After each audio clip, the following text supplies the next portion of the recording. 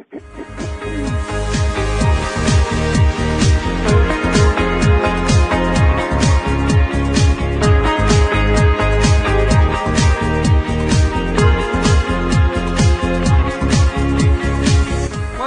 to LOA Today. Walt Thiessen and life coach Cindie Shabazz here. It is Wednesday, December 20th, 2017, 8 a.m. Eastern Time. And we have another daily dose of your daily dose of happy coming here from our private in-home studios where we're broadcasting in any kind of weather, whether it be rainstorms or snowstorms or even beautiful sunny weather. And Cindie, I'm glad to have you back for another day. We got a fascinating topic, and I'm going to let you introduce it because this was your idea. Well, we had been talking about the holidays being upon us and how that's kind of relevant to most of us. So talking about what could we talk about? What would be a great conversation that would really benefit somebody right now? And I came across an article from a colleague of mine, Lisa Marie Hayes, and the article was about giving the gift of energy. And, you know, I love the way the article starts out with deliberate creators know that energy is worth more than anything money can buy. So it's 10 gifts that deliberate creators can give to the people in our life that won't cost us anything, but will be priceless. And so I thought these points, at least these headings, these talking points, really worth a conversation, especially right now. And it just seemed really relevant, and it was exciting. So it's a very inspired idea. I love it. I mean, first of all, because so many of us don't really think in terms of giving energy. We think about trying to build our own energy, but not so much giving energy. And that's such a great gift to give because, well, it's great for a number of different reasons. First of all, the recipient doesn't even have to know you're giving it to them. Yes. It reminds me of something, and that is there's a specific type of meditation called Brahmavihara meditation. And in that meditation, it kind of revolves around a Buddhist concept called the Four Immeasurables. But anyone can do this meditation, and the way it's done is that you actually choose someone. The way I do it, you choose 4 people. And the first person is someone that you love, and the second person is someone that you may not really know very well. Maybe somebody you just met in passing, somebody you kind of know on Facebook, or social media. And the third person you choose is someone who kind of rubs you the wrong way, maybe somebody that irritates you. Oh, okay. And the fourth person is yourself. And what you do in this meditation is you wish them goodness. You wish them abundance. You wish them an increase in their fortune. You wish them that they would be free from any kind of shame or suffering. You wish them that they would have non-resistance in their life. And so, you definitely, when you're doing this meditation and you're sending out this goodwill and these good wishes and this good energy, certainly the people that you're doing it for aren't aware of it in a concrete way, unless you tell them. But this article kind of reminded me of that. It's like, what can we do? And I'm telling you, as a relationship coach, that when we start being focused, we've been talking about focus a lot this week, when we start being really focused in our thoughts about other people, it changes the way we interact with them. That's interesting, isn't it? Because it does change it doesn't just help them, it helps us, which is not necessarily what we might expect when we're doing an activity like this. Right. It's like, the way we perceive and the way we consciously decide, it's really a choice. And that's, I think, the important thing to remember is our thoughts are a choice. We can choose to view people in a certain way. And if you notice, when someone is really not choosing to think of someone in a good way, it doesn't matter what that person does, they're not going to see it in a good light. Even if they're doing something great. Oh, look at her out there saving the world again, right? It's like, it really doesn't matter what the person is doing because that choice to see them as, in a bad light or a good light, that's really our choice. So it really makes a huge difference in how we show up in the relationship. And then that just changes everything. When we change ourselves, we change our experience of everything. Yeah, that's true. And I'm looking at this article that you found, and I'm realizing it's not all of the suggestions on this list are gifts that you give that the other person is not necessarily consciously aware of. The third one, touch more and hug often. They're going to be very aware of that one. You know what's interesting about that particular one is that she includes a quote from Virginia Sater, who was a social worker, a family therapist, very, very respected. And the quote is one that I heard 2 days before I saw this article. So I was like, okay, this quote's just coming at me, like from different people, different directions. And the quote is, we need 4 hugs a day for survival.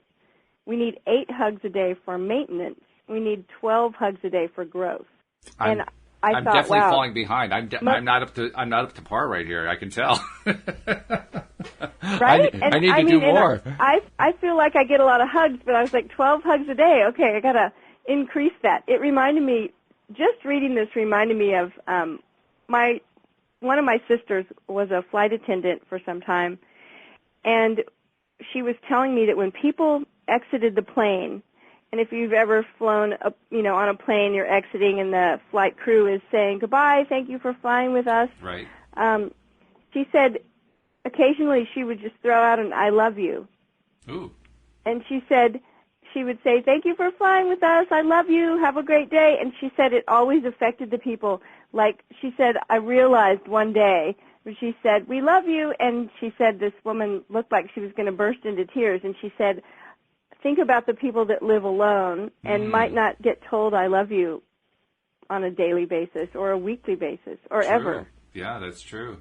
That's a very and I good thought, point. oh, wow. So just the little things, like you were saying, some of the things on this list, people will know when we're giving Yeah. them. So energy is powerful. It's important. So intentional touch. It says intentional touch is a beautiful gift.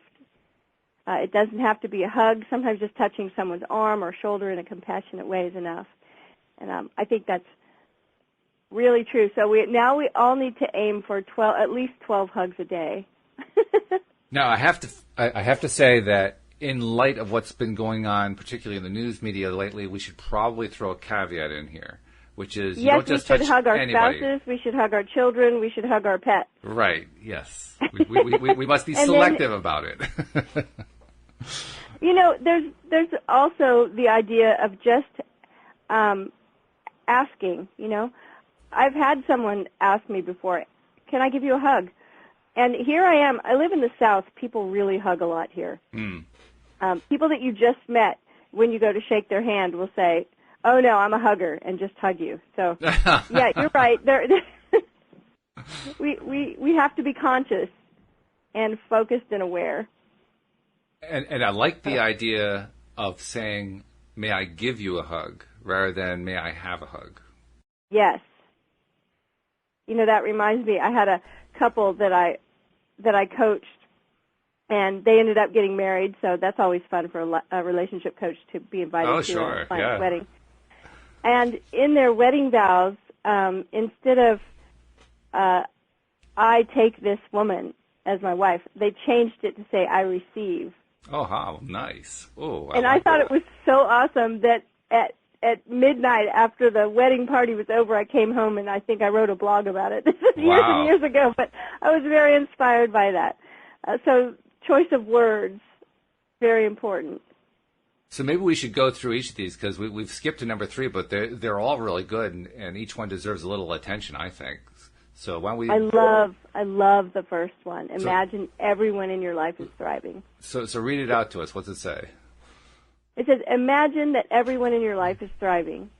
It's too easy to get stuck seeing people the way they've always been or buy into their stories of everything that's not working in their lives. However, intentionally imagining or visualizing someone thriving and happy can shift things for them in very magical ways. And it also changes how you relate to them in very day-to-day kinds of ways.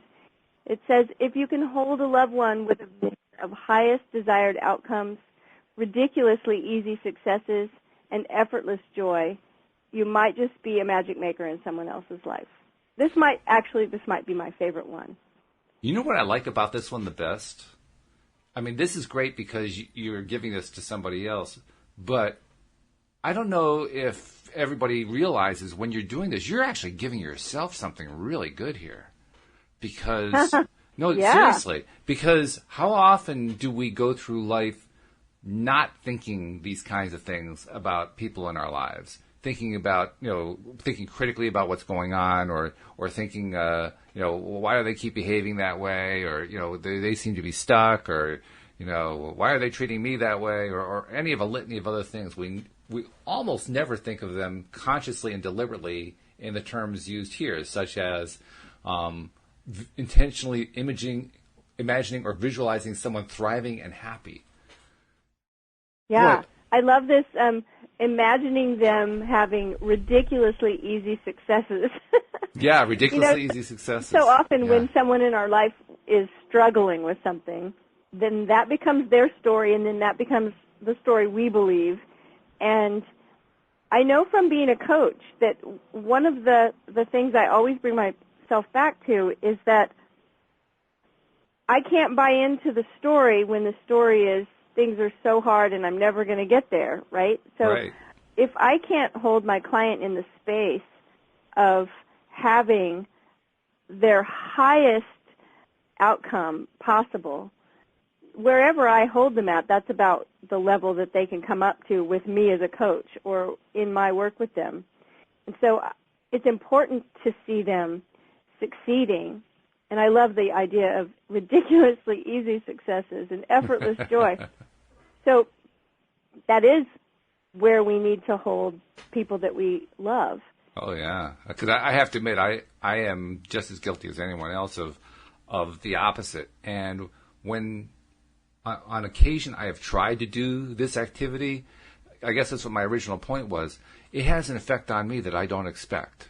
It's just an unexpected effect, which is when I'm, like with my wife, for instance, if I'm thinking about Louise and I'm thinking about her, I'm going to use these phrases, I like these, having ridiculously easy successes and effortless joy, it changes my entire feeling inside about myself. Just saying those words as I was saying it, I can just feel like a warmth filling me. And I'm thinking, that's really changing me. Yeah, and speaking of, these kind of exercises and perceptions changing us, we can think these things for ourselves as well.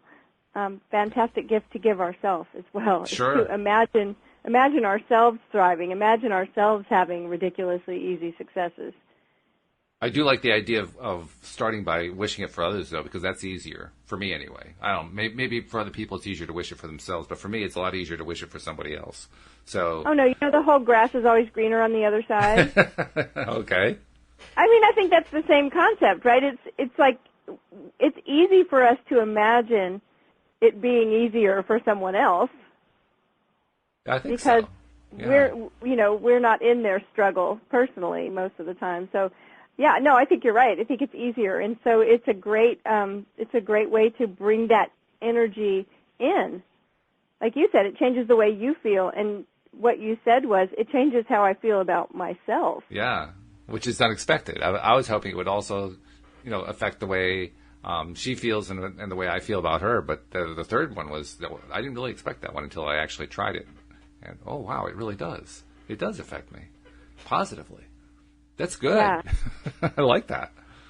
And it leads right into the second one, which is if your loved one has a specific goal or a desire, visualize it for them. I like the idea of visualizing the ridiculously easy success. I'm really into that phrasing. And so if we know that our loved one has a particular goal or a desire, just see them enjoying it. I can even think of an unexpected reason why that's a good idea to do. Because there are some people, and I'm one of them, for whom visualization is a very difficult thing to do. And it's difficult simply because I don't create images well in my mind. They've actually developed a term to describe people like me. They call it aphantasic or aphantasia. And what it basically means is an inability to generate mental images. I am not completely aphantasic. I can actually, to a small degree, create, very blurry and dull-colored and not very clear images. There are some people who find they can't create any images in their minds at all. And so for somebody like us, we usually have to find an alternative. If we want to visualize, we have to, like in my case, I auditorize. I use my audio sense or a sense of touch or whatever to create images, so to speak, in my mind. Because otherwise, the only images I ever create are abstract. Like for me, an image of a map is, well, there is a map, and it says the word map. I mean, it doesn't really do that, but like there's this vague outline of a map. And it's a map of North America, so I have a kind of a vague idea of what the shape of it is, and maybe I try to take like the color of yellow, put it on there, but it comes in like a dirty, gray, dingy kind of a thing, and it's nothing like the actual image when you see a picture of a map on the wall. Well, imagine somebody else who is imagining for me that map. They're basically helping put that image into my life. That's a good gift. And that's a gift that you wouldn't necessarily expect that you're going to give to somebody else because, I mean, who do you know who's aphantasic? Have you ever asked them? Of course not. I mean, how would you know?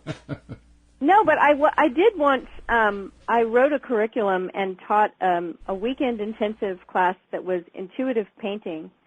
And everyone in the group, whenever we taught, pretty much had no experience with painting or with drawing or making art. And often we would have people tell us they didn't know the term for it, but they would say that they had trouble, envisioning something. And one of the things that we always ask them is if they had dreams, because generally speaking, in dreams we see things clearly the way we do in real, in waking life. And so it's actually the same image maker, the same dream maker can help us increase our ability to visualize things. So I kind of come from the space of thinking that it is something that can be improved. I understand and agree with you, but I have to tell you, my dreams are also vague. I don't have, very rarely do I have clear images in a dream. And when I do have it, it's noteworthy. I notice it. I really notice it. I mean, the most recent one I had was 2 or 3 months ago. And I can't even tell you why I saw this image, but very clearly I saw a whole bunch of green tennis balls against a blue sky. That was it. That was the entire image. Interesting. Well, what's interesting about that is that in dreams is that if you see a dream that is clear, my dreams are all clear and sometimes in a lot of detail, but sometimes they're abstract, almost like an abstract painting. And then there's lucid dreaming. Those dreams, I don't know how to describe it, but anyone who's had a lucid dream usually will say this. It's clearer than my waking life. Okay. Which is really, so, our brains are really powerful.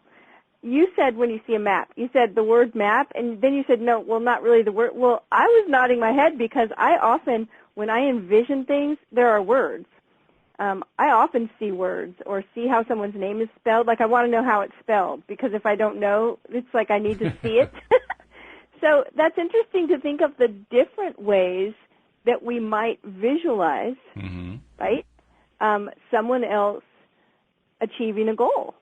Yeah. Maybe we just vaguely see them crossing a finish line, or we see them getting a medal put around their neck, or we see them holding a certificate, blurry or not, right? It's like we get the feeling in our body of how we would feel when we saw our loved one, get the college acceptance letter in the mail. Mm-hmm. Yep. It's like we can paint that picture.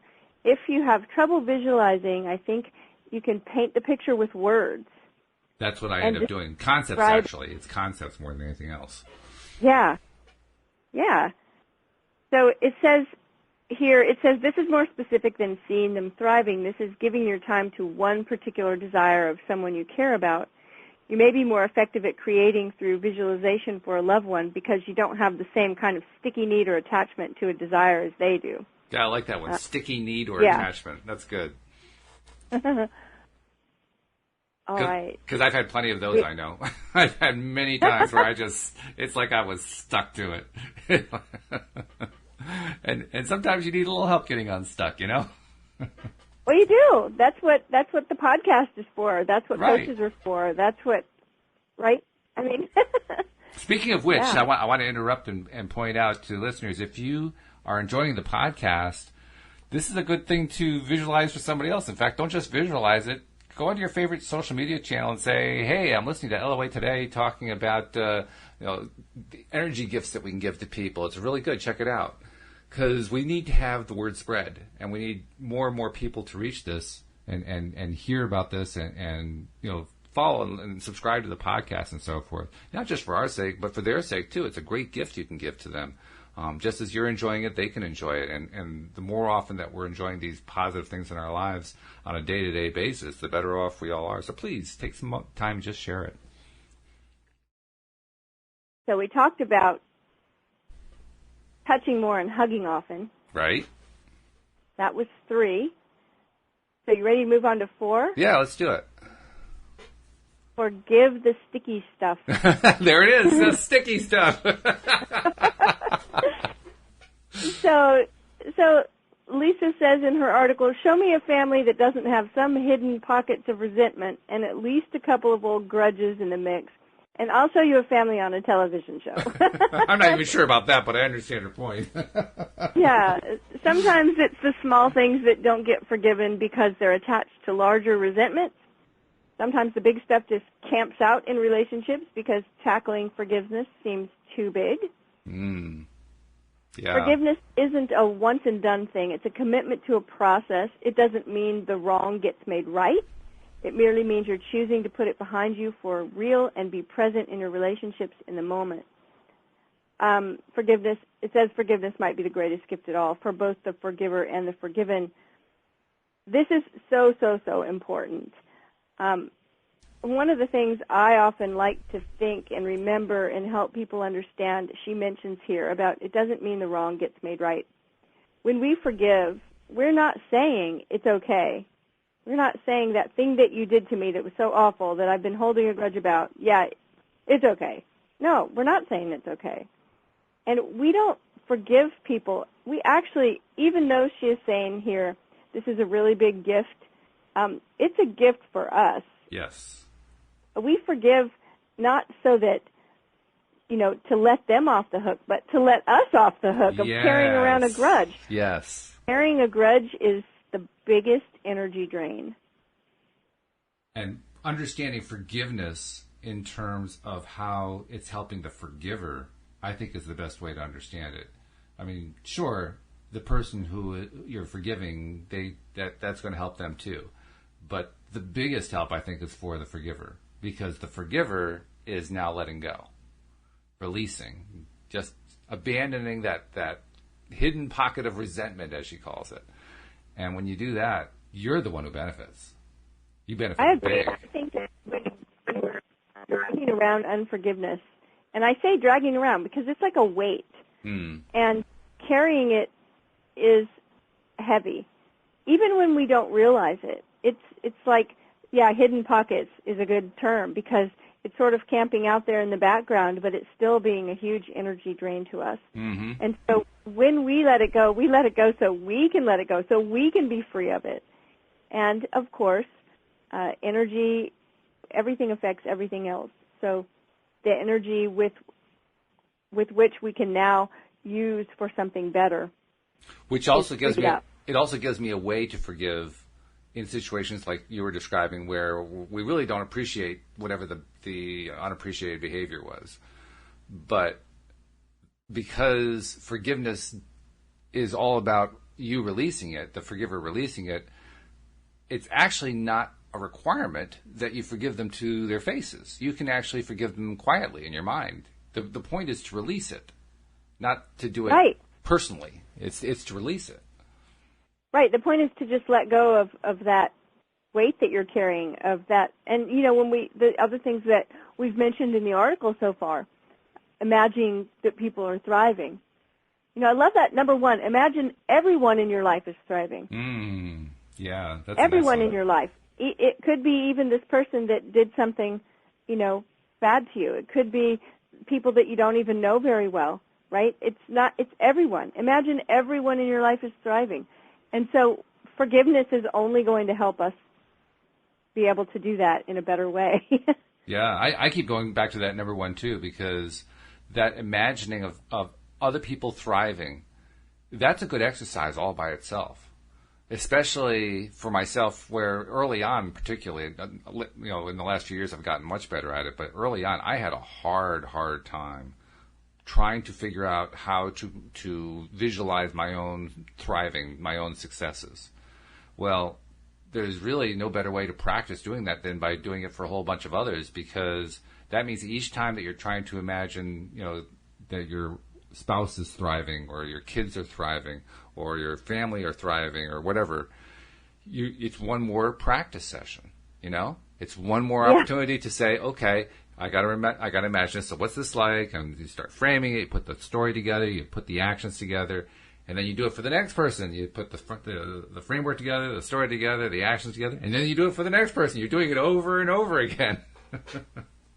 Yeah, and what you're doing is what we talked about, I think yesterday a little bit, about alignment, right?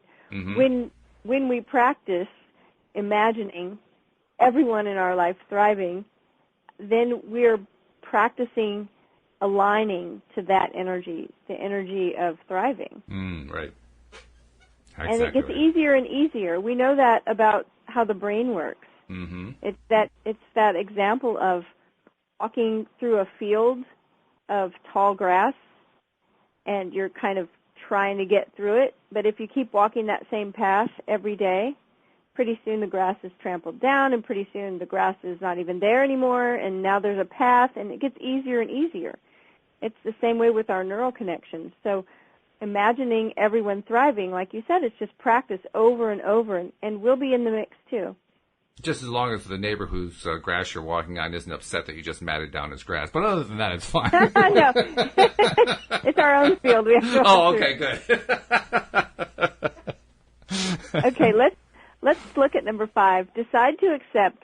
This might be my second favorite. This one and number 1 I love. Decide to accept everyone for exactly who they are, instead of who you want them to be. Oh boy, that's really big. That's one that I think has really, in a sense, frustrated me for most of my life, because that's been my attitude all along. From the youngest age that I can possibly remember, I wanted not only to accept everyone exactly for who they were, but I wanted them to accept me for who I was, and just, leave it alone, folks, leave it alone.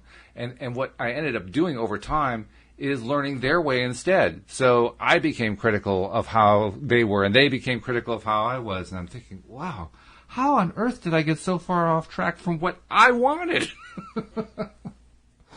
It's just amazing. It's one of the things I really, as a relationship coach, I think it's one of the big things that can really hinder a marriage or, an intimate relationship, is falling in love with potential or trying to change the other person. Yeah. And if we can just understand that, one of my mentors wrote a book called Relax, You're Already Perfect.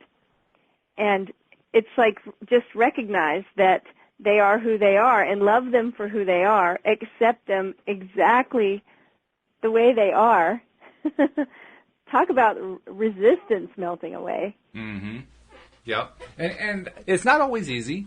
I can't say that it's always easy to do. I mean, for instance, there are times where I see my wife and she's in kind of a tough place. She's not in her highest vibrational mode, and she's kind of struggling through day to day. And so there's like a duality there. On the one hand, I just love her for who she is. I respect, her choices and so forth.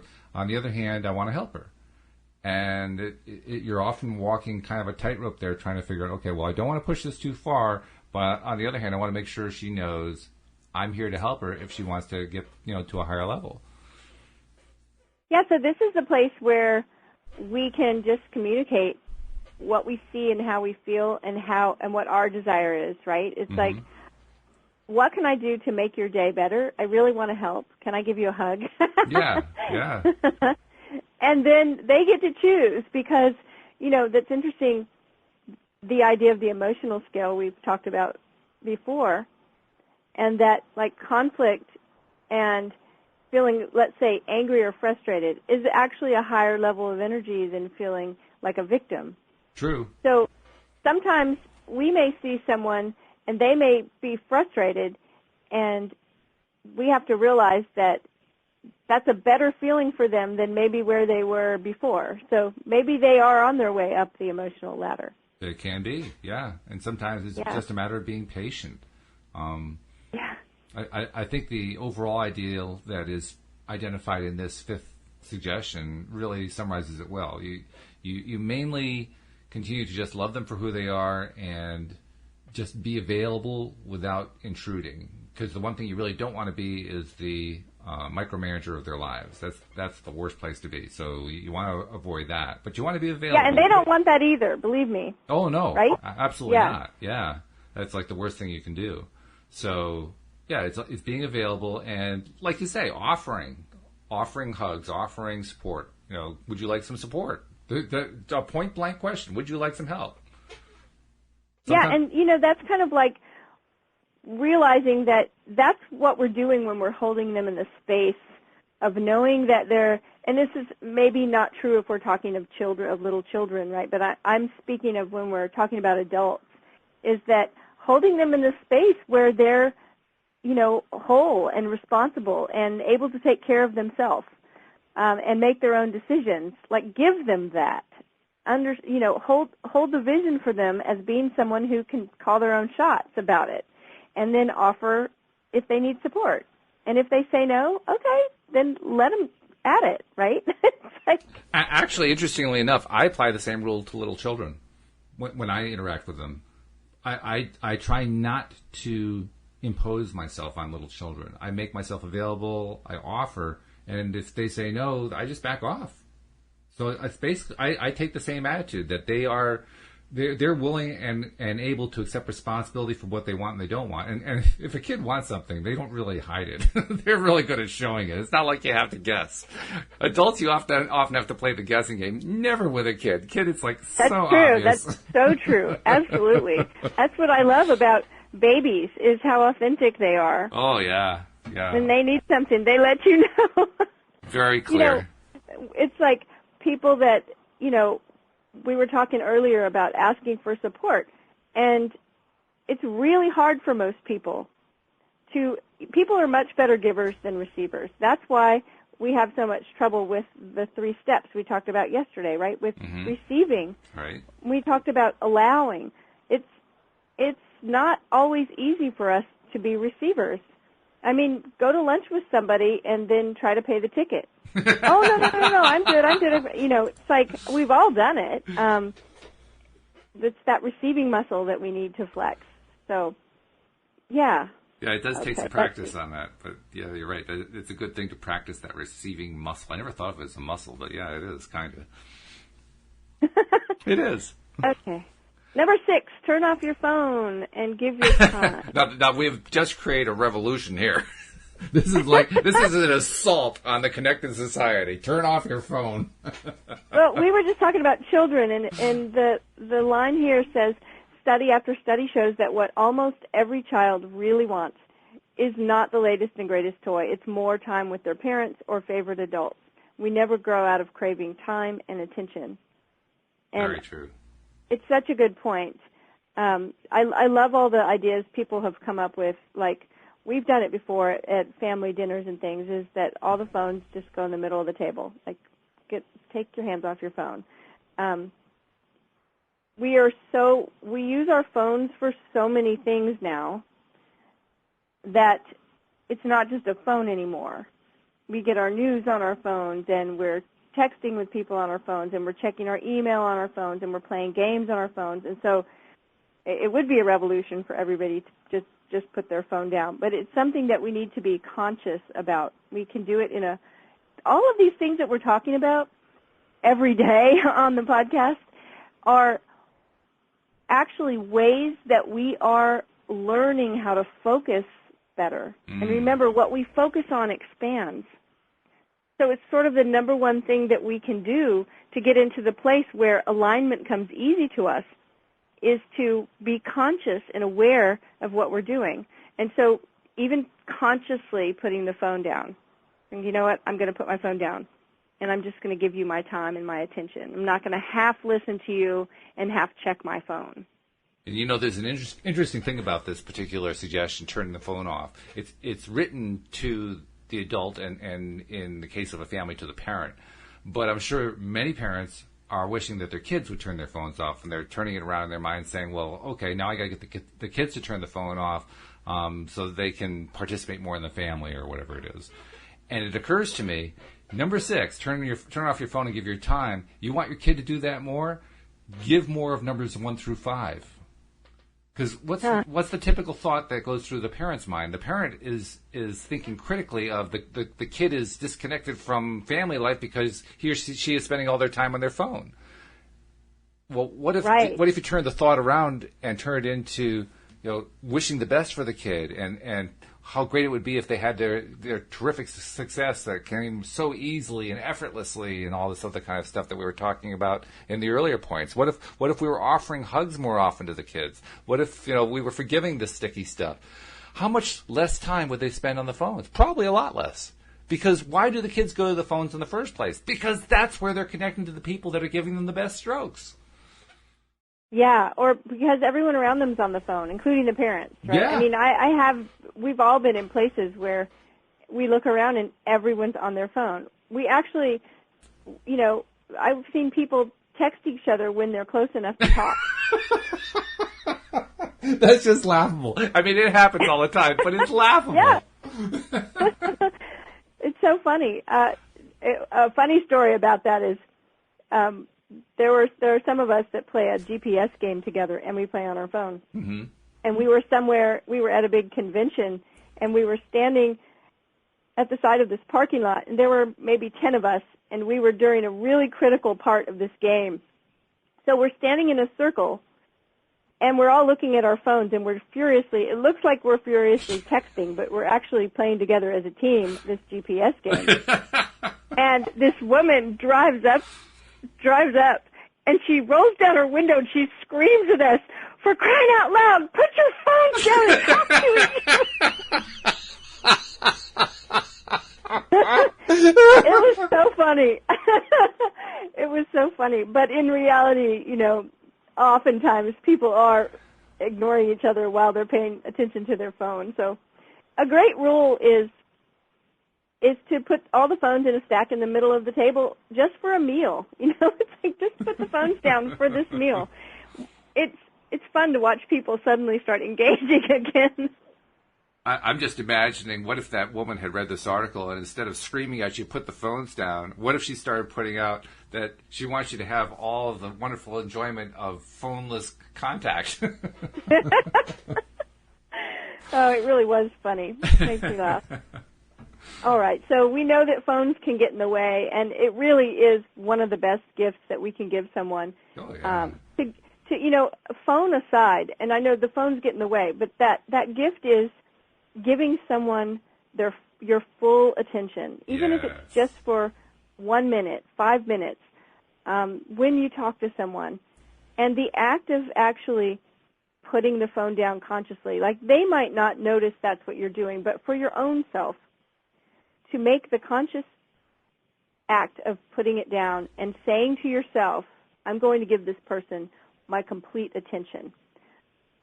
There was a saying that I learned, and my instructor for this course, relationship coaching course, she did not have where she got the quote. She couldn't remember, so I can't give attribution. But the quote was, listening is so close to loving, you can hardly tell the difference. Ooh. And so when we consciously decide that we are going to give someone our full attention while they talk to us, they know it. They can feel it. Yeah, absolutely. I mean, anybody who's ever received any kind of attention that's direct attention, you know it. It's not like somebody has to point out to you, hey, you're getting a lot of attention here. It's not required at all. Yeah, and it may or may not have anything to do with a phone being put down.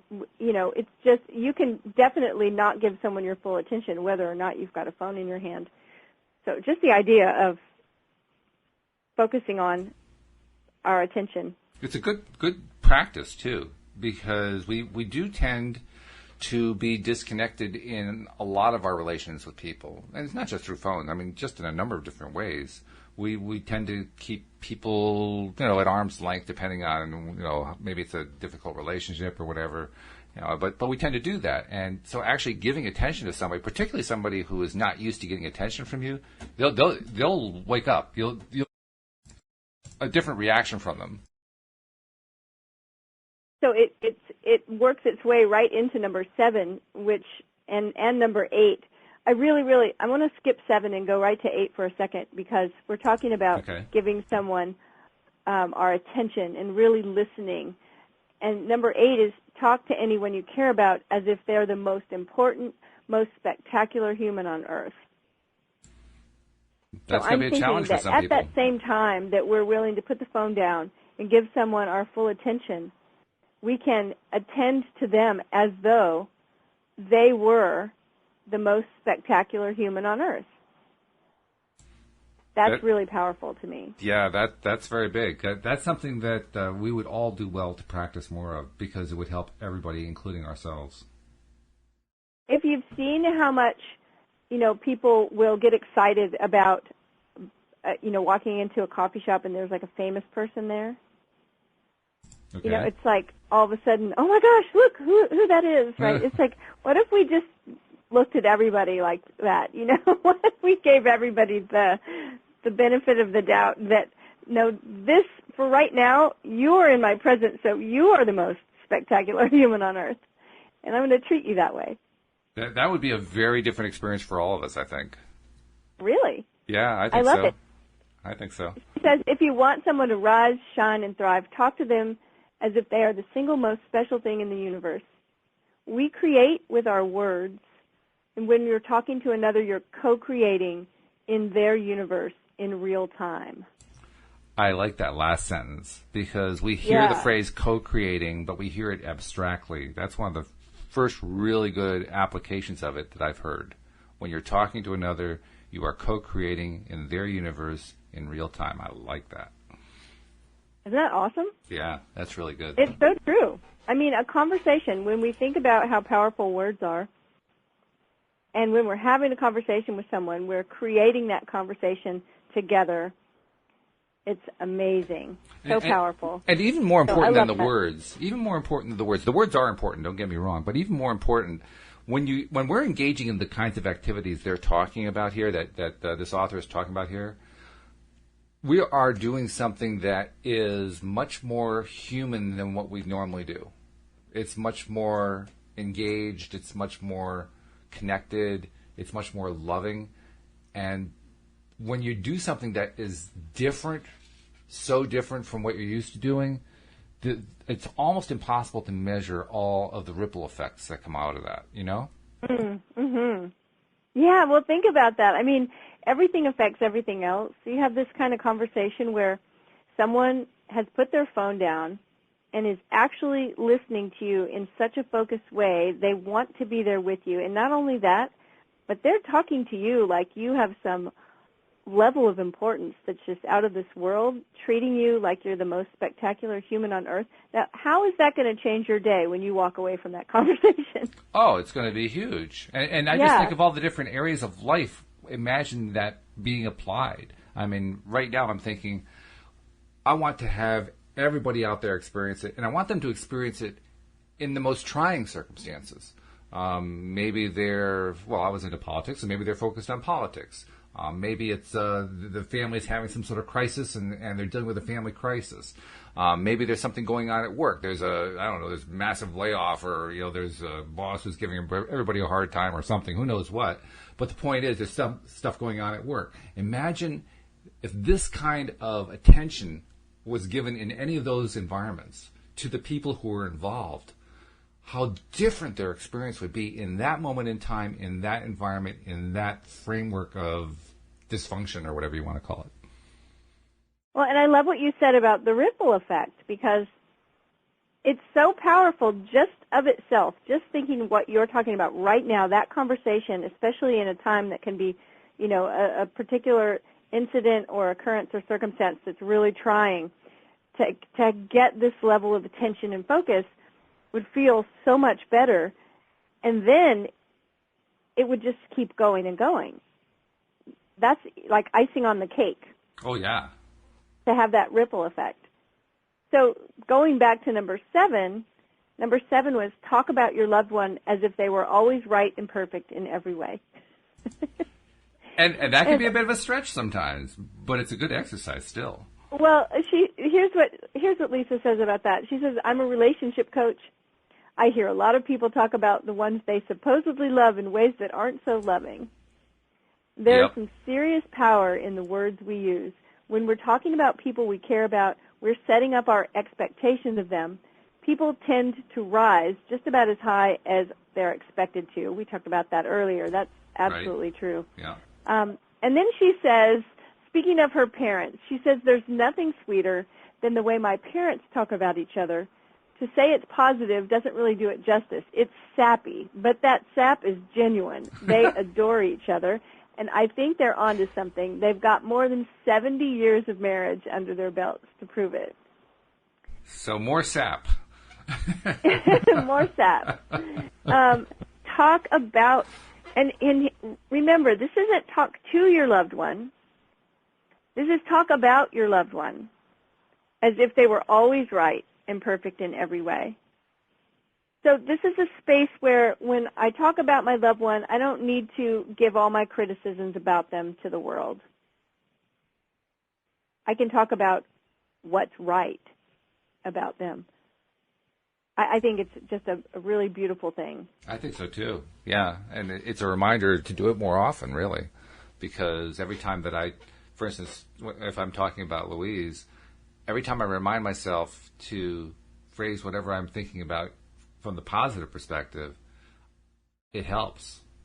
It helps in a lot of different ways that the ripple effect is there. And I don't even know all those ripples are going to happen, but they happen. Well, we were talking about, a week or so ago, we were talking about gratitude and how just the act of deciding to look for something to be grateful for. Mm-hmm. So it's just saying, if I ask you, what are you grateful for today? Just the act of your brain going into motion to answer that question, what am I grateful for?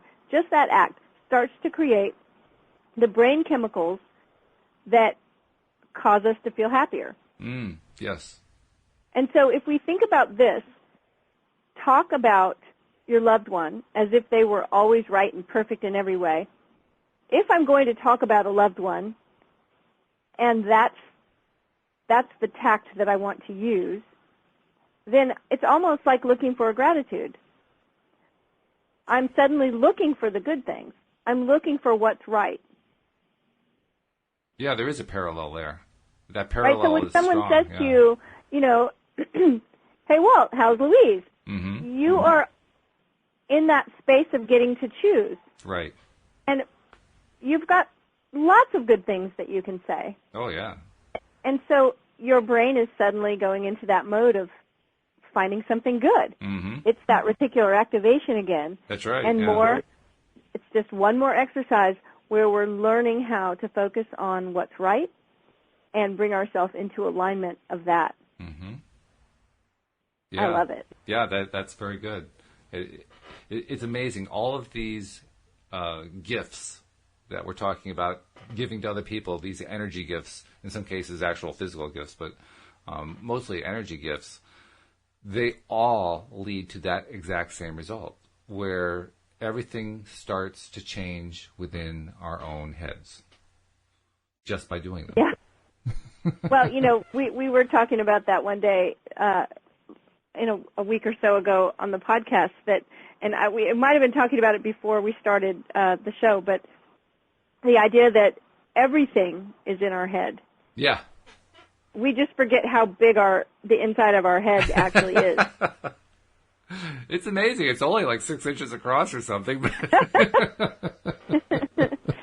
All right, so let's see. Number 9, talk less, listen more, with your heart and not your head. Yes. I love this, the way she opens this particular part of the paragraph. Your heart knows things your mind just can't get its head around. So it's a cute little play on words for sure. I like the Listen fact... with your feelers on high, she says. Yeah, that's the part that I like the most, because that was a skill I had to kind of relearn, that I'd kind of forgotten, particularly during my adolescent years and into early adulthood. But I did eventually learn it again, so to speak. And in the process, I learned something that answered a question for me that I've been asking myself for a number of years. Because I think I told you, Louise and I met and married in our 40s. And so most of my 20s and 30s, where relationships were concerned, was one frustration after another. It just, none of them worked out. And you live with that long enough and it starts to affect you. And one of the questions that I would that I would try to ask myself and try to get answers to was, why can't I understand women? Because I thought, it must be me, right? It must be me. So why don't I understand? And eventually I stumbled upon this very idea of listening with your heart and not trying to analyze it to death. And once I started applying that, all of a sudden I started getting better reactions, not just from women, but from everybody. And it was definitely enlightening. It was enlightening, and it was effective, because when I finally met Louise, and we, of course, early in a relationship, you do a lot of talking. There's a lot of communication, a lot of conversation. And during those conversations, she would remark on a number of occasions that, particularly if she was in some sort of a sad or unhappy emotional state and just needed the support, that I would just be there to give her the support. I wasn't trying to fix her problem for her. And she was amazed by that. That was not part of her previous experience with men. So it served me really well in terms of helping to move our relationship forward, because I simply had learned to just listen without analyzing. Yeah, it just reminds me of what this says right here. If you understand how someone feels when they speak, then understanding what they're saying is a given. So you were understanding how she was feeling and paying attention to, that's just really great emotional intelligence. And honestly, I can't say I always understood how she was feeling. But I learned that didn't matter. Because if eventually I would, what mattered was letting her know that I was listening and I was trying to understand. That was enough. Yeah. Yeah, and we can't always understand as if it were our own feeling, but just the idea that we are paying attention to how they're feeling. I mean, we talked about emotional intelligence, creating that bigger vocabulary, emotional vocabulary. Mm-hmm. It doesn't have to be huge, but just flexing that muscle of knowing what it is, sometimes just saying to someone, you seem really frustrated. If they're not frustrated and it's something else, they'll let you know. Oh, yeah. But it doesn't matter, because you've shown that you care about how they're feeling. Right, yeah. Right? And it's opened the conversation into a space where now we're listening with our heart and not just words. It goes back to number 3, touch more often and hug more often. Sometimes we just need a hug just because we need a hug. Right. Like 12 times a day. Yeah, right. At least. Which reinforces once more, I need to offer her more hugs. I mean, I'm just not hugging enough. That's all there is to it. I see many hugs in your future. So number 10. Number 10 is going to be one that can come with lots of hugs. Go heavy on the gratitude and very, very light on the criticism. Yeah, I think I'd even take it to a more of an extreme. I'm working to try to eliminate the criticism, just take it out of my vocabulary. Yeah, I love what she said. She says criticism rarely yields change. Right.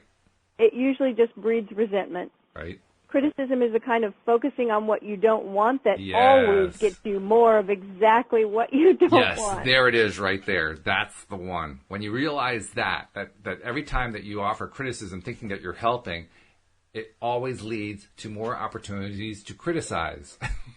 Like, well, right? What's the point of that? Oh, it's awful. It's awful. And it's like, just break that cycle of criticism. And I love this because, you know, we've all at least heard it, if not done it ourselves. So it's like, well, what do we do? How do we break that cycle? Try thanking someone in advance for getting it right. I love that so much. That's a heavy exercise right there. That's Try thanking someone in advance for getting it right. Yeah.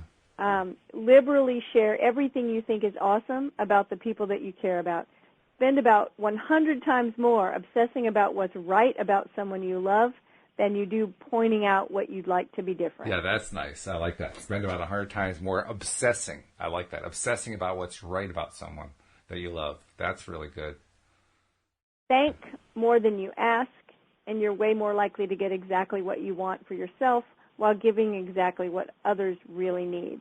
So love that one so much. Again, heavy on the gratitude, right? So we're really training our brains here to find the good stuff, to seek out what's going right. That's one of my favorite questions to ask a client at the very beginning of our call when we haven't talked for a week or so. It's like, hey, how are you today? Tell me what's going right. I also have to mention, she's got a postscript here. The postscript comes after this article. And it says, sharing is sexy. If you like this article, share, comment, or pass it on. Sharing is sexy. I like that. And I think I've shared it once on Twitter, and I'm going to share it again today. It's such a good article right now. It's definitely a vibe lifter. And so I'm Lisa Marie Hayes is the author of that article, and you can find her on the web and on Twitter where I found the article. Thank you, Lisa Marie Hayes, for sharing that. You gave us some good material for a podcast, and boy, there's some really good stuff in there. Really good stuff. Just amazing. I mean, I'm almost wondering, okay, where do I start now? Because right? there's so I feel much the same there. way. I was sitting here looking at this article. I'm like, I am going to put this into practice as soon as we're done with this call. Or actually, I'll put it into practice right now and just say, I'm visualizing for you, Walt, that you will have a ridiculously easy success today. Well, thank you. That's really nice. Thank you very much. I throw it right back at you. I am visualizing tremendous success and effortless joy for you for the entire day. Thank you. I received that. That's wonderful. Yeah, this is good stuff. We got to do more of this. By the way, I do want to remind people that I think that's why I saw that postscript, because it said sharing is sexy. I like that. So feel free to be a little bit sexy in your sharing of our podcast. Share it with people. Share it with people you know. Share it on your social media, because the passing it along helps everybody that's involved. That's what we've learned this entire show today. Also, if you haven't subscribed to the podcast, please do so. The way to subscribe, there are actually a few ways. The most direct way is to go to the website, loatoday.net. There are subscribe buttons all over the place there. You can also do it if you're on your iPhone by going to the iTunes store, or you can also use the built-in podcast software that comes with your iPhone. Either way, just go to either of those apps and do the little search routine and just type in LOA Today, and you'll find us. It'll pop right up, and then you can subscribe there. And if you're on a if you're on a Google Android phone or any flavor of Android phone, just go to the Google Play Store and same thing, search on LOA Today and subscribe there. Because subscribing is how you keep up with your daily dose of happy, twice daily, each day, Monday through Friday, and once on Sunday. So you get 11 doses a week. And 11 doses a week, Cindie, that's a lot of doses. That is. It's good stuff, though. You can't get enough of this. Just good vibes and daily dose of happy every day. Happiness is contagious. It's far better than an apple a day, I can tell you that. And Cindie, if they want to reach out to you for some private assistance because you're so good at this, how can they reach you? They can find me online at cindiechavez.com. It's CINDIECHAVEZ.com. And Cindie Chavez on Twitter and Facebook and Instagram. Come find me. Very good. This has always been a pleasure, but today's particularly been a pleasure, Cindie. It was a great show. I enjoyed it too, Walt. And we'll see you all tomorrow here on LOA Today. Goodbye, everybody. Bye-bye.